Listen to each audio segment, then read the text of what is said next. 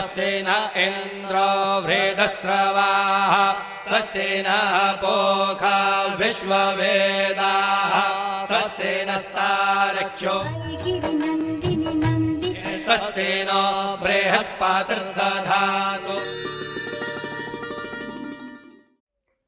जय मां इंद्राक्षी, जय अम्बे। इंद्राक्षी धाम में दर्शकों आप सभी का हम हार्दिक स्वागत करते हैं।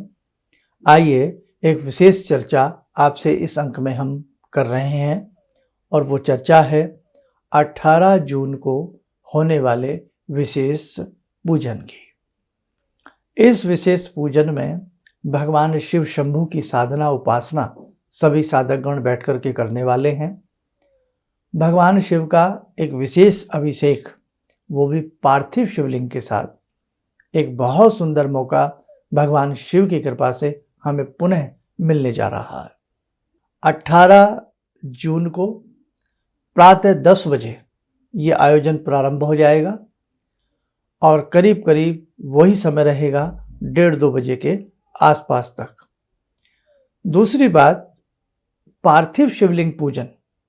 पार्थिव शिवलिंग पूजन में हम क्या करते हैं आप सबकी जानकारी के लिए बता देते हैं कि मिट्टी के, जो चिकनी मिट्टी होती है ना, काली मिट्टी होती है, चिकनी मिट्टी होती है, उस चिकनी मिट्टी के छोटे छोटे शिवलिंग बनाए जाते हैं और जो भी उसमें साधकगण भागीदारी ले रहे हैं, एक परिवार में जैसे आपके साथ 5 लोग आए हैं या आपके साथ 2 लोग आए हैं, तो एक ग्रुप में एक ही शिवलिंग दिया जाएगा और आपको एक ही पात्र लाने की आवश्यकता है, वो भी अभी आपको बता दूंगा।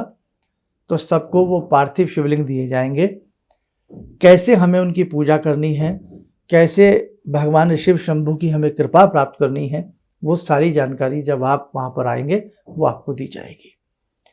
देखो, भगवान की जब कृपा होती है तभी इस प्रकार के आयोजन हो पाते हैं।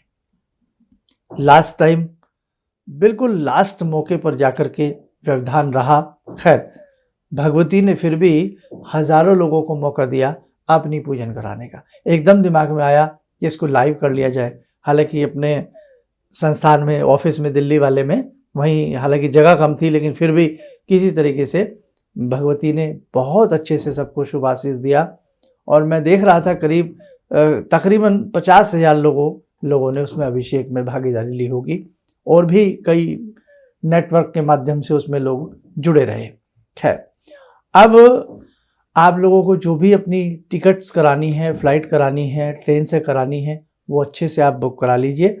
सभी के पास एक अच्छा खासा समय है और इस बार का जो दिन है वो अमावस्या है, दिन रविवार का है, गंगा का वही किनारा है। और एक विशेष बात सभी साधकों से कह दें, गंगा के तट के कई किलोमीटर का जो एरिया होता है वो गंगा का ही तट कहलाता है, अपने आप में एक तीर्थ बन जाता है।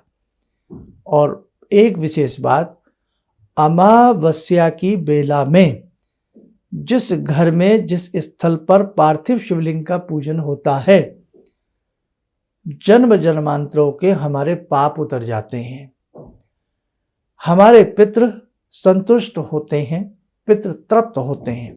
यदा कदा बहुत व्यक्तियों की जन्म पत्रिकाओं में या घर में कई बार पितरों का वास तो होता है, लेकिन पितृ संतुष्ट नहीं होते हैं, पितृ दोष भी होता है। तो इस आयोजन में भाग लेने से आपको पितृ दोष से भी मुक्ति मिलेगी। आपका पितृ ऋण जो आपके ऊपर चढ़ा हुआ, वैसे हम पितरों का ऋण कभी नहीं उतार सकते, लेकिन कई बार पितृ जो कुपित होते हैं, इस प्रकार की विशेष पूजन करने से पितृ हमारे संतुष्ट होते हैं और हमसे प्रसन्न होते हैं। और एक बात, भगवान शिव शंभू की साधना जो होती है वो नाना भांति की बीमारियों को भी दूर करती है। देह के कष्ट जो होते हैं, शारीरिक कष्ट, मानसिक कष्ट, आर्थिक कष्ट, अनेक कष्टों को शिव शंभू की साधना हर लेती है। तो बहुत ज़्यादा जो बीमार हो वो ना आए, उनके परिवार से जो भी आए वो उनकी फ़ोटो ले आए और जब आप पूजन कर रहे हो वहीं पर फ़ोटो रख लें। ठीक है। तो विशेषताएं तो बहुत हैं अमावस्या के दिन पार्थिव शिवलिंग के पूजन की, वो मैं आपको प्रतिदिन के कार्यक्रम में डे बाय डे आपको बताता रहूँगा।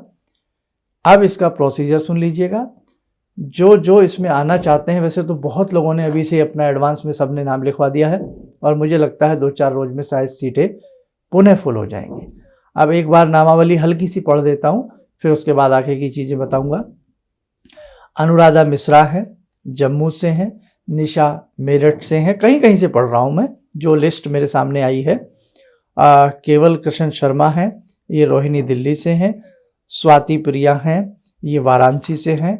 और ये इस प्रकार से ये पूरा एक बहुत लंबी चौड़ी लिस्ट हमारे पास है। खैर, और पूर्णा कौशिक फरीदाबाद से हैं। मंजू चौधरी दिल्ली से हैं। और ये संजीव जी मथुरा से हैं। ब्रज किशोर जी गुवाहाटी से हैं। अरुणा भीलवाड़ा से हैं। अभी ये कच्ची लिस्ट बनी हुई है, थोड़ा सा राइटिंग में मुझे वो हो रही है। समिष्ठा दादरी से हैं। और रूपाली मेरठ से हैं। साधना सोलन से हैं। प्रमोद ओखला से हैं। आपके निशा लखनऊ से हैं।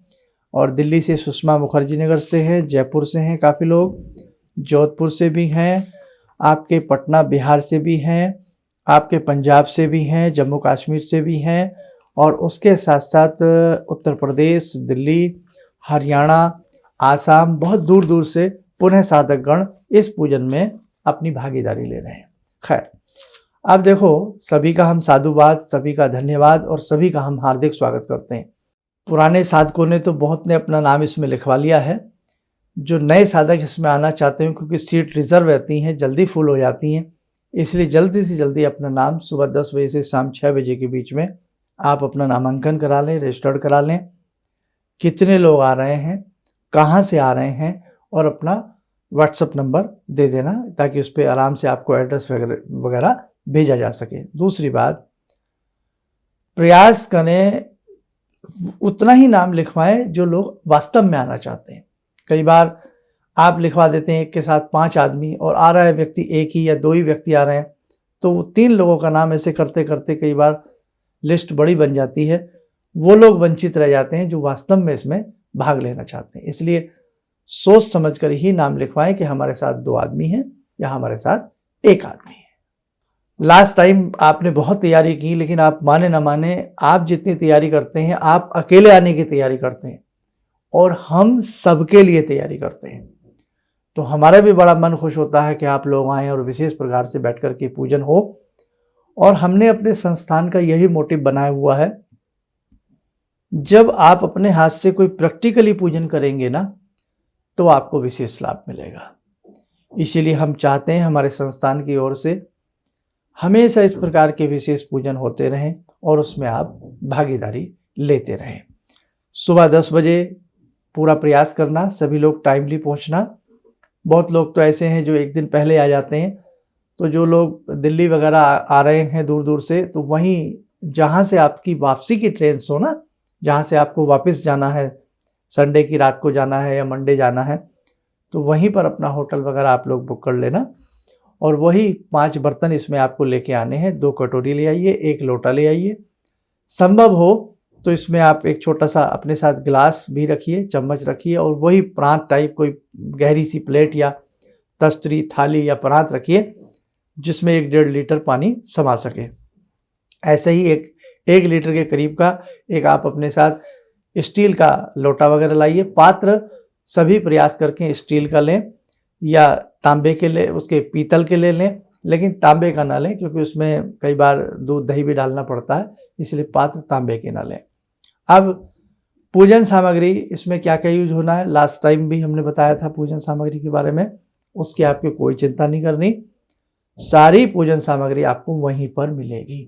हाँ, आप लोगों के अपने घर में कोई शिवलिंग है, आपका मन है हमारे घर में पार्थिव शिवलिंग है, पारस शिवलिंग है, हम इन्हें भी ले चलें, इनके ऊपर भी छींटा लग जाएगा, तो वो आप उन्हें अच्छे से कपड़े में ढाँप करके ला सकते हैं पूजन के लिए। ठीक है, बाकी पूजन पार्थिव शिवलिंग का ही वहाँ पर आपसे सबसे कराया जाएगा। उसकी बहुत मान्यता होती है, वो मैं आपको डे टू डे बताता चलूँगा। दूसरी बात, पहले वाली बात, देखो वहाँ पर किसी की जन्म पत्रिका, हाथ की रेखाएं ये नहीं देखी जाएंगी। आप लोग ध्यान रखना, ये आयोजन केवल अनुष्ठान है, पूजन का अनुष्ठान है, आपके कष्ट निवारण के लिए है, पितरों की संतुष्टि के लिए है। तो आप ये ध्यान रखना, रुकने की किसी प्रकार की वहाँ कोई ठहरने की व्यवस्था नहीं है। आप जहाँ भी ठहरना चाहें थोड़ा अपने बिहाफ पर आप अपने रुकने का इंतज़ाम करें। हमें अजीब तो लगता है, लेकिन अभी कुछ समय के बाद जैसे ही आश्रम सब बन करके तैयार होगा, फिर ये रुकने वाली व्यवस्था भी भगवती की कृपा से दूर हो जाएगी। लेकिन फ़िलहाल आपको अपने बिहाफ पर ही अपना होटल वगैरह कहीं पर भी बुक करा लेना है। दिल्ली एयरपोर्ट से ये स्थान करीब 60 किलोमीटर के आसपास पड़ेगा, 60 और 70 के आसपास। दिल्ली स्टेशन से ये स्थान करीब 50-60 किलोमीटर दूर पड़ेगा। एनसीआर में ही आता है, लेकिन कहलाता यूपी में ही है, क्योंकि यूपी का ये स्थान है इसलिए यूपी कहलाएगा। लेकिन दिल्ली एनसीआर में आता है। दिल्ली एनसीआर में जैसे नोएडा भी आता है, गुड़गांव भी मेरे ख्याल दिल्ली एनसीआर में आता है। हालांकि हैं सब दूर, लेकिन एनसीआर में ये सारी चीज़ें आती हैं। अच्छे से अपनी टिकट विकट रखना, अच्छे से अपनी दवाई रखना, सारा सामान अच्छे से अपना इंतजाम करके चलना, और बाकी भगवान शंभू पर छोड़ देना, सब हो जाएगा। अपनी तरफ से कोई रोली, कोई अपनी तरफ से कोई मिष्ठान या कोई फल आप वहाँ लाना चाहें तो अपने हिसाब से आप थोड़ा बहुत ला सकते हैं। अदरवाइज किसी तरह की आपको ऐसी दिक्कत नहीं आने देंगे। लास्ट टाइम पे भी कुछ सूचनाएं हम देते रहेंगे, वो सुनते रहना। बेलपत्र की इसमें अच्छी खासी आवश्यकता पड़ती है। तो जो लोग आसपास से आ रहे हैं, जैसे मेरठ से आ रहे हैं, मुजफ्फरनगर से आ रहे हैं, गाजियाबाद से आ रहे हैं, दिल्ली से आ रहे हैं, तो यदि आपके आसपास कोई बेलपत्र हो, बेलपत्र आप लाना चाहें तो वो अच्छी संख्या में ला सकते हैं, ताकि आसपास सबको बांटा जा सके। बड़ा महात्म्य होता है बेलपत्र का।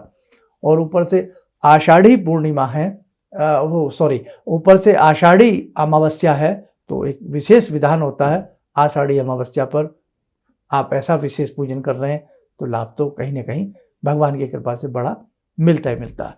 तो बस यही आपको सूचना देनी थी।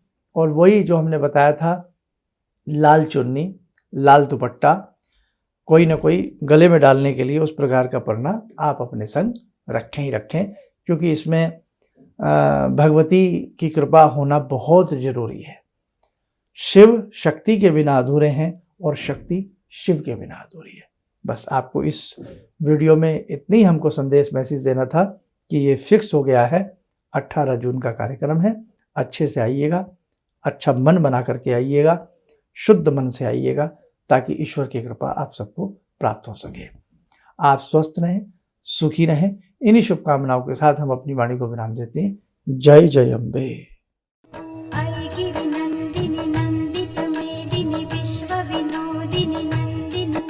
हरे ओम स्वस्ति न इंद्रो वृद्धश्रवाः स्वस्ति न पूषा विश्ववेदाः स्वस्ति नस्तार्क्ष्यो स्वस्ति नो बृहस्पतिर्दधातु